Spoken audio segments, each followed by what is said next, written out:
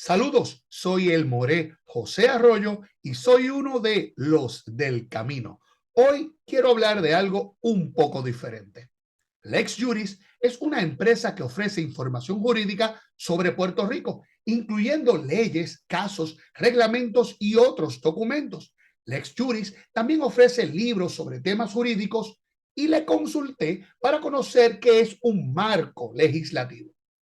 Un marco legislativo es un conjunto de leyes, normas, principios y procedimientos que regulan el comportamiento de las personas dentro de una sociedad o contexto específico. Este marco establece límites, obligaciones, derechos y sanciones con el objetivo de garantizar el orden, la justicia y el cumplimiento de las normas establecidas. En términos generales, un marco legislativo incluye, número uno, leyes y mandamientos básicos, o sea, las reglas principales que deben seguirse. Dos, procedimientos y mecanismos de aplicación, o sea, cómo se implementan y supervisan estas reglas. Tres, sanciones o consecuencias, o sea, ¿qué ocurre si alguien incumple estas normas? Y cuatro, contexto social o cultural, o sea, las leyes están influenciadas por los valores y principios de la comunidad que las crea. Tengamos en cuenta algunos ejemplos de la Torá. Por ejemplo, en el contexto bíblico, el marco legislativo de la Torá está compuesto por los mandamientos, los misvot, que regulan la vida espiritual, moral y social del pueblo de Israel. Estas leyes pueden incluir, por ejemplo, leyes éticas como no robar o no mentir. Pueden incluir leyes ceremoniales como las reglas del Shabbat, por ejemplo. Y también leyes civiles como la restitución de bienes dañados. Mientras estudiamos la parashá Beshalach, que significa cuando salieron, vemos una misvá en Éxodo 16:29 que prohíbe salir del lugar en el Shabbat. Esta forma parte del marco legislativo del descanso sabático, diseñado para fomentar la confianza en Dios y el orden espiritual de la comunidad. Hoy, utilizando la escalera educativa diseñada por el Moré Rico Cortés, quiero hacer una exégesis de esta mitzvah desde el contexto legal.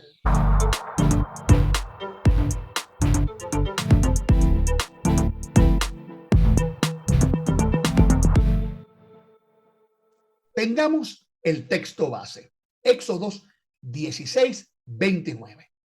Mirad que Adonai os dio el día de reposo, por eso en el sexto día os da pan para 2 días. Quédese pues cada uno en su lugar y nadie salga de su lugar en el séptimo día. Comencemos nuestro análisis exegético desde la perspectiva de la legalidad bíblica. Consideremos el contexto histórico y narrativo. Esta misma aparece en el contexto del maná, el alimento milagroso dado por Adonai durante el tiempo en el desierto. Antes del Shabbat, los israelitas debían recoger una doble porción de maná para no tener que trabajar en el séptimo día. Este mandamiento enfatiza la santidad del Shabbat y la provisión divina. El propósito en la narrativa marca el principio de confiar en la provisión de Dios, evitando cualquier actividad innecesaria que interfiera con el descanso sabático.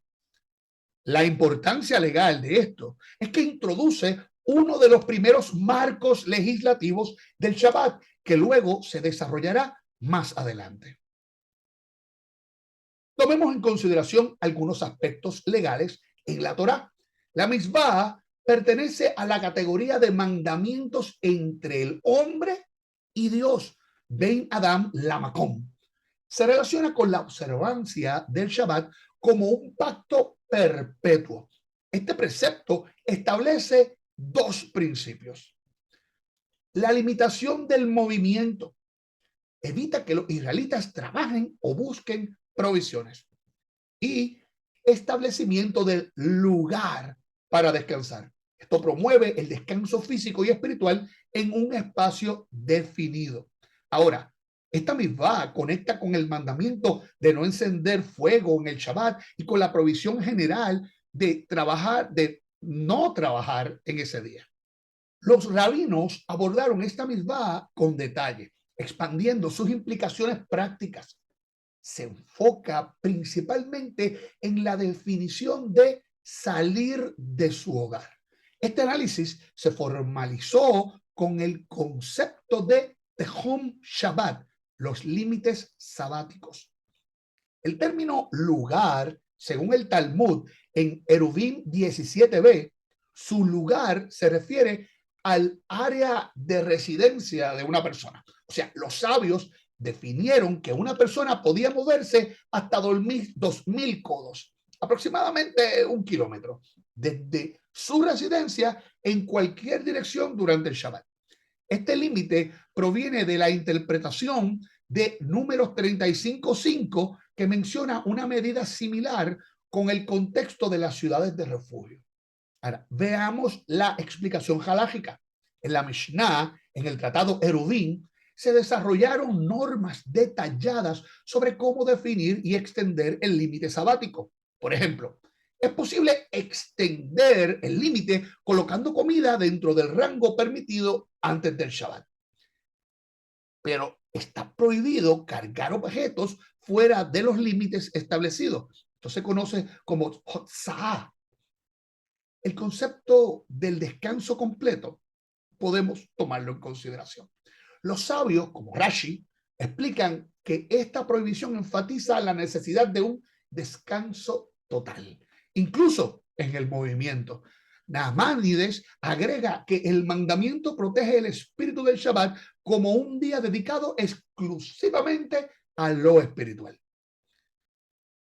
Y si tomamos en consideración, por otro lado, la perspectiva teológica y ética, podemos ver dos cosas. Número uno, la filosofía del Shabbat. Este mandamiento destaca la dependencia del ser humano en la provisión divina. O sea, no salir en Shabbat es una declaración de fe en que Dios provee todo lo necesario. Y segundo, la dimensión comunitaria. Al quedarse en su lugar, los israelitas reforzaban la cohesión social, el ser uno, el tener un mismo pensamiento, eliminando distracciones que pudieran llevar al trabajo o a cosas que fueran mundanas e interactuar con estas cosas que podían ser profanas o naturales. Así que todos estaban en un mismo ambiente, en un mismo pensamiento y ninguno distraía al otro.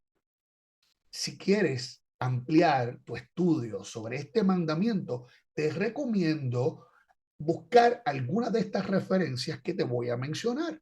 Por ejemplo, puedes buscar Éxodos 16:29, donde me habla de la provisión de pan para los 2 días y la provisión de salir el Shabbat, que es el texto que estamos estudiando. También puedes buscar en Éxodos 20:10, donde me habla del día de reposo como un mandamiento en general, o Números 35:5, donde me establece el límite de los 2000 codos como la base para el tejum.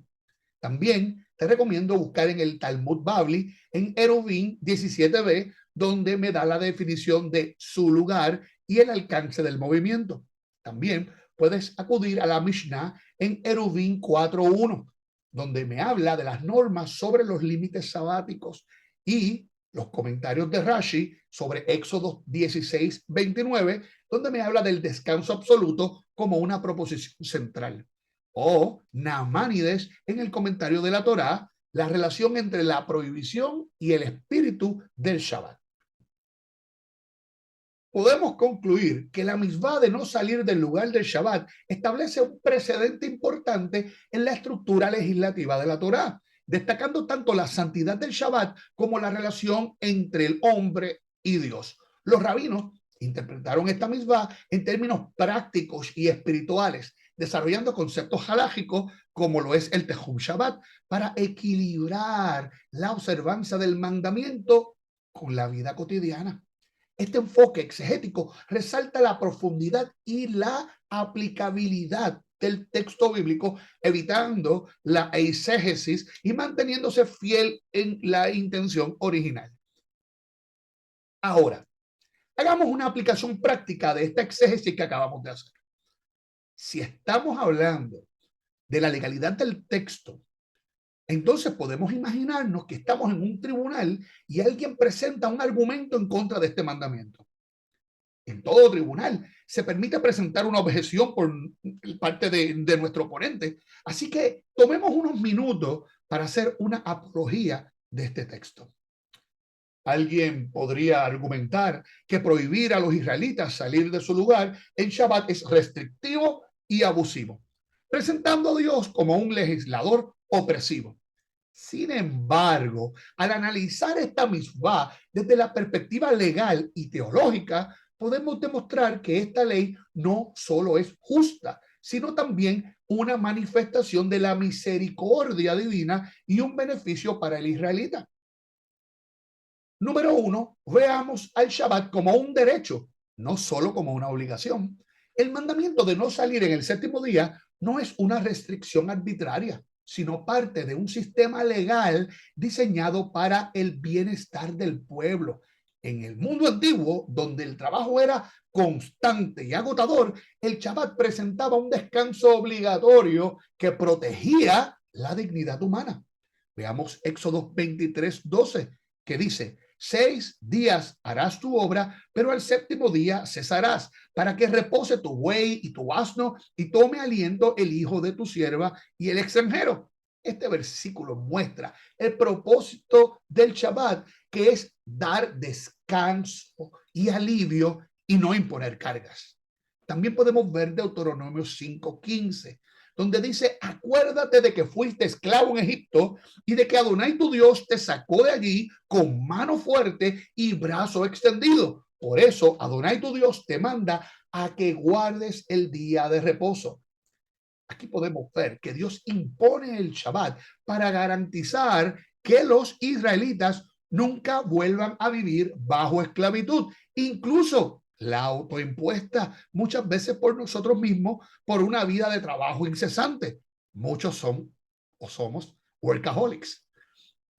En este contexto, la prohibición de salir de su lugar refuerza la idea de un descanso total, evitando cualquier tentación de realizar actividades laborales. Número dos, podemos tomar en consideración que el mandamiento protege la comunidad y a la familia. Desde una perspectiva legal, este precepto también fomenta la estabilidad social. Número uno, la unidad familiar.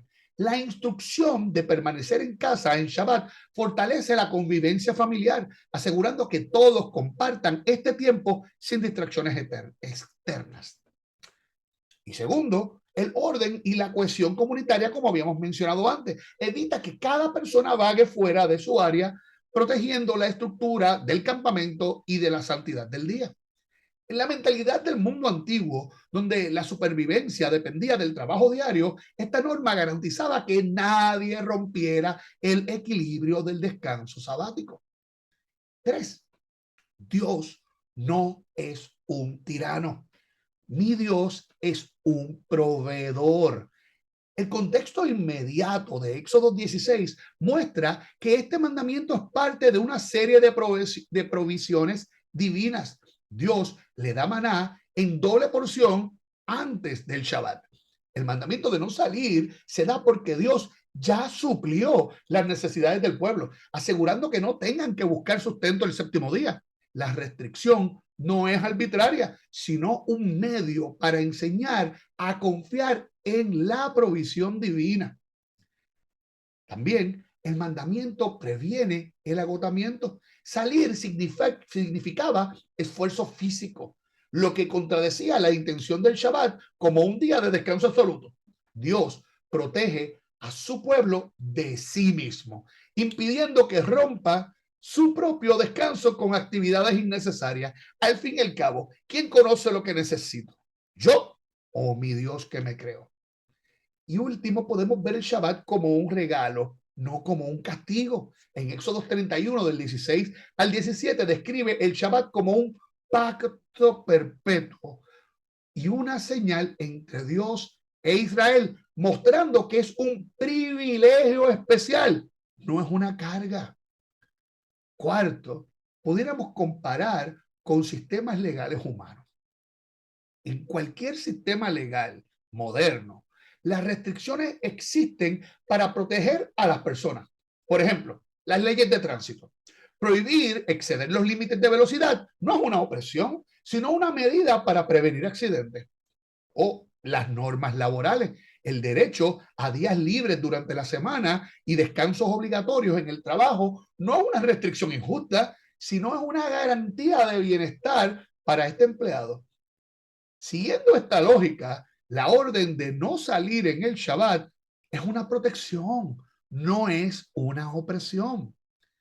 ¿Qué tal si llegamos al veredicto en este juicio? La misma de Éxodo 16:29 no representa a Dios como tirano, sino como un legislador sabio y misericordioso. El propósito de la ley es garantizar el descanso, la confianza en la provisión divina y la cohesión social. El israelita es el principal beneficiado, pues recibe descanso físico, fortalecimiento familiar y una enseñanza espiritual sobre la dependencia en Dios. En lugar de ser una restricción abusiva, este mandamiento es un acto de amor divino, asegurando que el pueblo de Israel experimente el Shabbat como un día de gozo, de descanso y de comunión con su Creador. ¿Qué te pareció este video? Deja tus comentarios debajo de él. Y recuerda, para conocer más de estos temas, suscribirte a Tesoros del Templo. También te invito a que seas parte de los del camino en nuestro grupo en Facebook. Shalom Aleichem.